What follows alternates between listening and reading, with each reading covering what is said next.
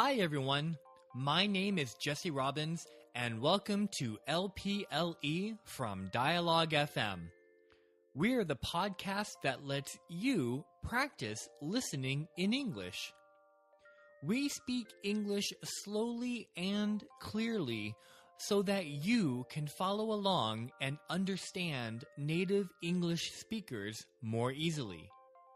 I'm excited to help you improve your English listening skill, as well as help you learn new vocabulary, grammar, and idioms commonly heard in conversations among native English speakers. If you want to practice listening in English, then we invite you to join our conversation. Hi, Jane. Hi, Jesse. Long time no see. Yes, it's been 3 weeks, hasn't it? About 3 weeks. It's a combination of I was feeling sick for 2 weeks, and then you were not feeling well the week after. So there were 3 weeks where we were both under the weather, not feeling well. Luckily, we record a few episodes in advance, so we had enough content to share with our audience so that they could have a new episode. How are you feeling? I'm just fine, but I must say it would be nice for the spring really to come. We've had so much rain, but we have no hurricanes, we have no terrible snowstorms, so we shouldn't complain, but it would be nice to see some sun. Right. Right now, we are experiencing daily inconveniences, right? Minor annoyances. Yes.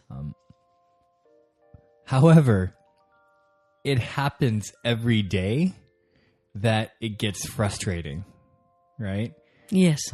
Yeah, I agree with you. Luckily, we don't have any major natural disasters or terrible weather. We did have a couple of bad storms. Nothing that maybe other states would call bad. But here in the Northwest, it was certainly a challenge. I'm glad to hear that you're feeling better. I am about almost fully recovered. It's good. Yeah. So it's right now, it's a combination of recovering from a cold plus spring allergies. Oh, right. A lot of people have pollen allergies and other things. I don't envy you. I'm sorry to hear that. It's okay.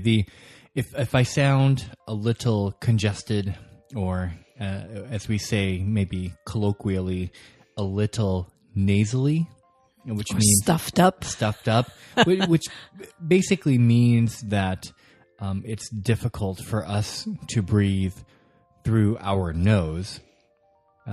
It's because of feeling a little sick and also the allergies. That said, really happy to be here. Really happy to see you again and talk to you about some cool, fun life changes that's happened. You've been moving, haven't you? Yes, I think the biggest life update right now is we have moved houses. Now, this is significant for many ways. I talked about this a little bit last time when we talked about the fact that I will become a parent, a father soon, in 3 weeks. Yes. 3 weeks. But this move to a new house is really exciting. Number one, we have moved to perhaps what could be called a more traditional house. So our old house is called a townhouse. So, right? So townhouses are, I guess, more slim. Yes, slender and sometimes taller. And you share at least one wall with another residence. Is that right? That's correct. Exactly. Yes. And we did, in fact, share a wall with another townhouse. Yes, our townhouse was, I guess, technically 4 stories because because the 4th floor was the rooftop. I'm not sure if we can count that, but for the purpose of this conversation, let's just say 4 stories. That's where the chickens lived, right? Exactly. On the top. Oh, we're going to talk about the chickens. Yes. The chickens that I raised lived on the rooftop. On the ground floor, there were 2 bedrooms and 1 bathroom. And then on the 2nd floor, that was the living room, dining room, kitchen, and a half bathroom. A half bathroom basically has a toilet and a sink. No shower, no bathtub. Mm-hmm. On the 3rd floor, that was the master bedroom. With a view? Exactly. There was a slight view, master bathroom, and a walk-in closet. And then one more floor. The last floor is the rooftop, which had a magnificent view of the surrounding area. Well, we moved, which is great from many ways. One, we moved into a traditional 2-story split-level house. From about the 1960s or so? Exactly. Actually, early 1970s. Oh, okay. Yeah. So, yeah. It was that period, late 50s, early 70s. That was a very popular style. Yeah, split-level house is a very unique style of house that I don't think is common in the nation. I say this because somebody visiting from the southeast part of the nation had visited my family, and he had commented that split-level houses were very new for him. He was unfamiliar with that kind of house. A split-level house is basically when you walk into the main door, you immediately have stairs going up and stairs going down. Yes. Right? So the entrance is, you could say that the entrance is in the middle, in between the top floor and the bottom floor. Right. Right? You walk up the 6 stairs to the top floor, or the upper floor, perhaps, and that's where the living room, the dining room, the kitchen, the master bedroom, the guest bedroom, and a bathroom is. And then you go to the lower floor, and the lower floor has another guest room and another full bathroom and the laundry room. Mm-hmm. Right.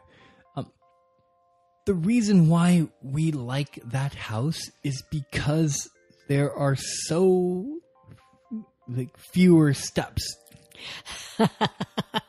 And even though you are very young, you're tired of climbing stairs, right? Correct. I get my workout in other ways. It's also important because my wife is pregnant. Very, very, very pregnant. When she has to walk up and down lots of stairs, I get nervous. Yes. Naturally, I get nervous. she cannot see her feet. Right. And that's how pregnant she is. She cannot see her feet. Her back hurts. Her hip is starting to hurt. She's tired. I don't want her to feel uncomfortable. Second, after we have the baby, we have to carry the baby and all of the baby's items into the house. I really don't want to carry all of those things up lots of steps. Right. So having a less steps and easier access to the rooms is great. Yes, and fewer places for the baby to fall. Oh my gosh, you're right. That's another. Oh, I was just, when as my wife became more and more pregnant, I kept looking at the stairs as a dangerous place. You're right. I'd have to put barricades and protection on all the staircases. So out of curiosity, what kind of house do you and your husband live? We live in what is called, in this part of the country, a bungalow. From the 1920s, there was a period in, I guess it looks like it's near the university, and there was a period in the 1920s where a lot of small bungalows were built in nearby suburbs, the University District, Ballard, Ravenna, different areas. And they also all have very beautiful, very small, modest fireplaces, but with beautiful tiles in them. I didn't know this, but in the 1920s and probably before, there was industry here, and I think an artisan's industry of making original tiles, ceramic tiles. So we have a bungalow, 1926 bungalow, which has on the main floor a living room, a dining room, a kitchen, 2 bedrooms, and a bathroom. And like all bungalows in Seattle, people have had to do things to make them bigger. Right. So our house had a full basement with quite a tall ceiling, so you don't feel oppressed in the basement. So we made that into another bedroom and bathroom and sort of living area. So yours has a basement. For clarity, the basement is underground, right? Most of it is, yes. Well, actually, all of it is, but it has some good windows, and it's not damp. It's not low ceilinged, and it's not too dark, and with good sheetrocking. Putting up the wall boards, plaster paint, good lighting. It's very pleasant. And, the ceiling is so high, you don't feel that you're underground. That's amazing. The idea of a basement, or rather a living quarters, a living area built underground, I don't ever really remember seeing that in the other countries I traveled to. No, I've seen people, for example, make a bedroom in the underground part of an old building. Or, for example, in Paris, there are many restaurants which you can see sort of in the old cellars of ancient houses. Yeah. But those tend not to have any windows at all. And for example, in our basement, you can open the door and go outside from the basement. You have to go upstairs to get out, but you don't feel enclosed underground because you have a door straight to the outside, for example, and windows straight to the outside. But yes, a normal living area underground is not common in the countries I've visited either. So for this house, we moved into a neighborhood called Othello. So where your neighborhood is called? I think it's called Ravenna. It's north of the University of Washington. Okay. And it looks like you and I are both near a light rail station. Oh, are you close to the university station? Yes, University of Washington station. I could travel to your house by train. And I could travel to yours by train. That's fantastic. Yes. Well, at some point, I would love for you to come join me in visiting some of the restaurants in my neighborhood. Lots of delicious Vietnamese and Chinese restaurants right in front of the Othello station. Fantastic. And the University of Washington station is beautiful. It's new, brand new. Yes. And it's so wonderful because you can get to the airport cheaply and absolutely predictably. It's 45 minutes. You don't have to worry how the traffic is going to be. It's great. We are finally becoming a real city. Right. Well, so we moved to the Othello neighborhood, and I'm excited because I love the Othello neighborhood. I grew up there. Really? Yeah.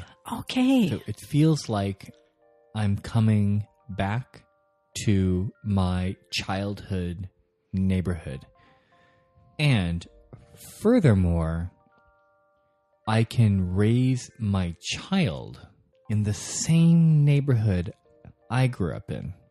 So overall, that doesn't happen very often in America. It doesn't. Usually when people have a child, they move away. But no, we came back to the place where I grew up, and also apparently, as I found out, to the place where my wife grew up for a little bit. So, yeah, I was surprised too.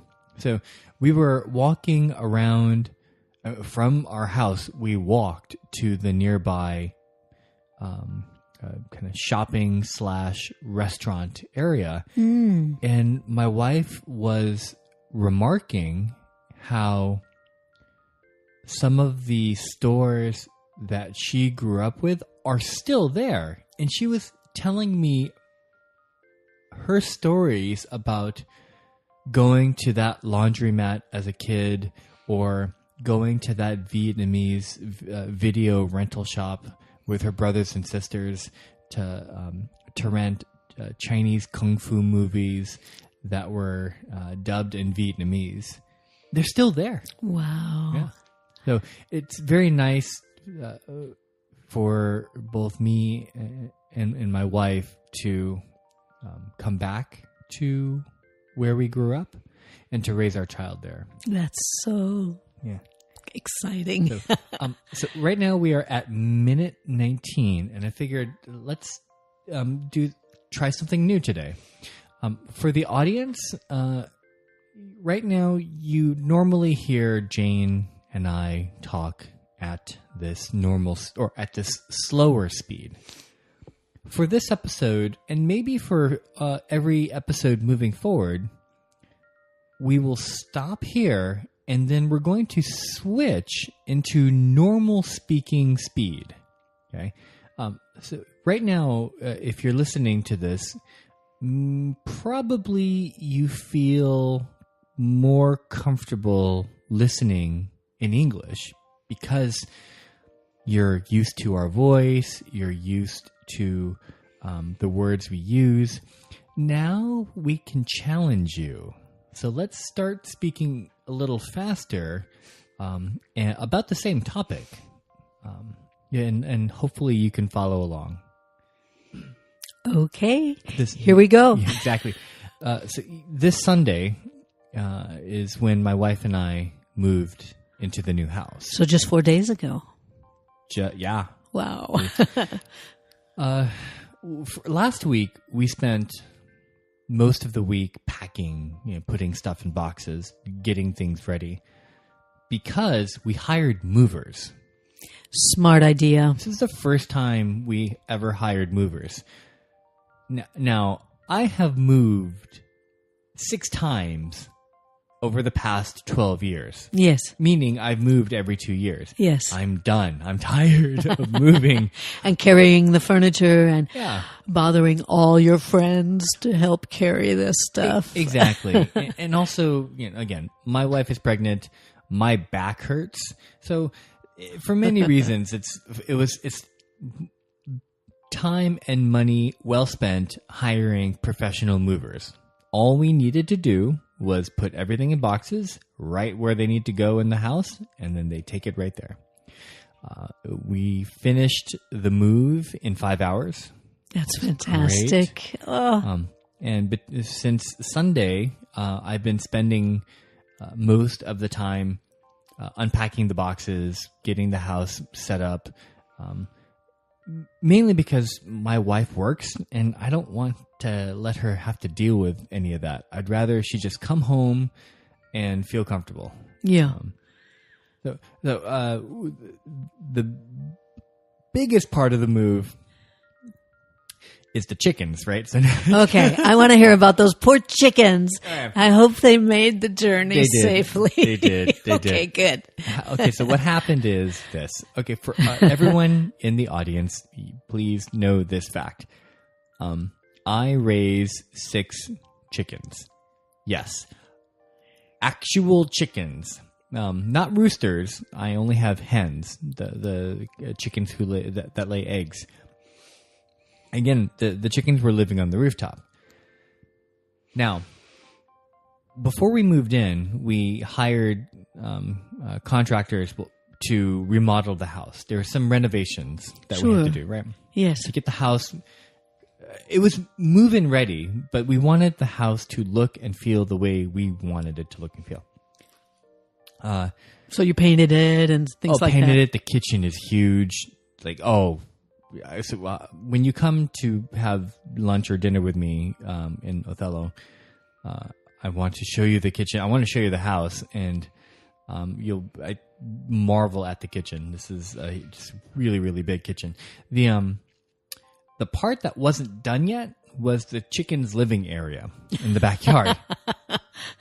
We thought it was going to take 1 day to do. It took 4. Right. Which means that the chickens had no place to live. So I had to keep them on the rooftop. Back at the old place. Back at the old place. And so I had to go there to the old place repeatedly to feed them, to give them water, to make sure that they are still there and that they did not fly away because they felt abandoned. Yeah. After this, I have a photo to show you about of the chickens. Once the coop was done, once the chicken house was complete, I got a big box, and then one by one, I put the chickens in the box, close the box, cut a hole in it so that they can breathe and that they're comfortable. I will tell you this. Chickens are surprisingly heavy animals. Imagine putting 6 fat cats into a box. Yes. My goodness. I had to carry the box with 2 hands. I mean, there was no carrying case. I was moving a significantly heavy box. All 6 were in the one. Exactly. Right? Yeah. Yeah. That. Oh, yeah. So I took them from the rooftop down 1 flight, 2 flights, 3 flights of stairs, and then put them in my wife's car, and then we drove them to the new house. To the new coop. They love it. It's more natural. It's a more natural environment for them. They look so happy. They're laying eggs. Just overall, I'm really glad that we spent the time and the money to make a really good environment for them. To make a really good environment. So for two reasons. One, these are my pets. Now, Yes. I understand that chickens, especially for those living in countries where chicken is commonly used for food, understandably, we do that here. You don't really have chickens as pets. Here in America, it's becoming somewhat popular. You can buy chickens, raise the chickens, take the eggs. You have fresh eggs every day. These are my pets.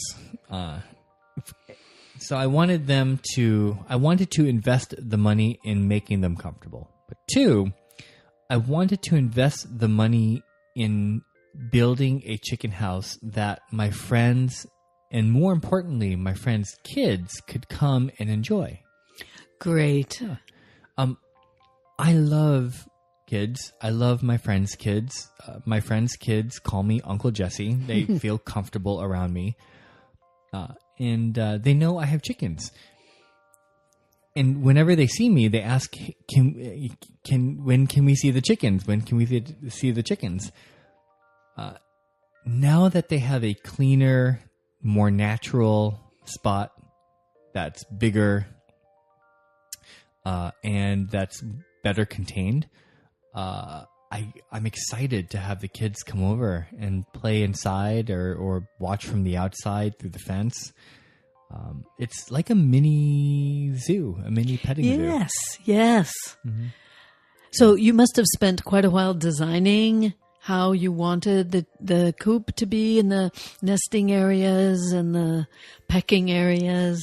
Exactly. So the short answer is yes. I took different ideas from other online resources. Mm-hmm. Basically, I Google searched fancy chicken coops, and so many images came up. So I would save these images, and I like that particular aspect, or I like that particular design, and then showed it to the builder, and he just made a very simple version of that. That's all I need him to do, because everything else I can do by myself. Mm-hmm. The aesthetics, the look and feel, the different play areas, that's easy for me to do by myself. I needed him to turn an old, broken down shack into a coop. Yep. So there was a little bit of a building of some sort of a structure already in there. Yes. He had to renovate what was originally an old metal shack that was filled with junk. And that's okay. That's that's his place to store stuff.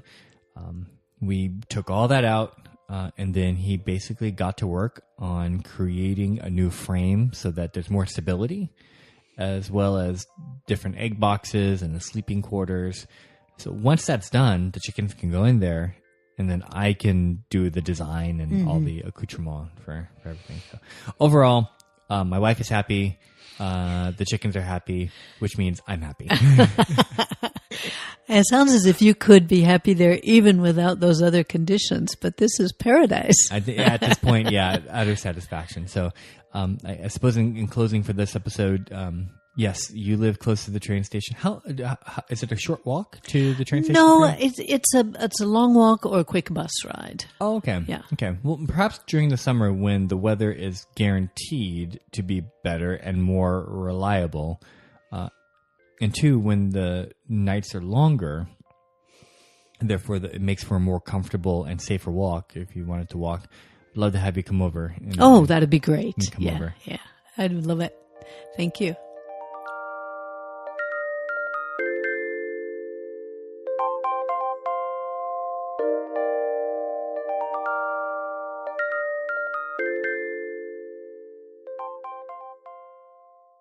Thank you for listening to this episode of LPLE.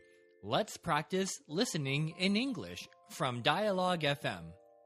Subscribe to LPLE on iTunes to hear the latest episodes, or listen to past episodes on our website, dialogue.fm. That's dialog.fm.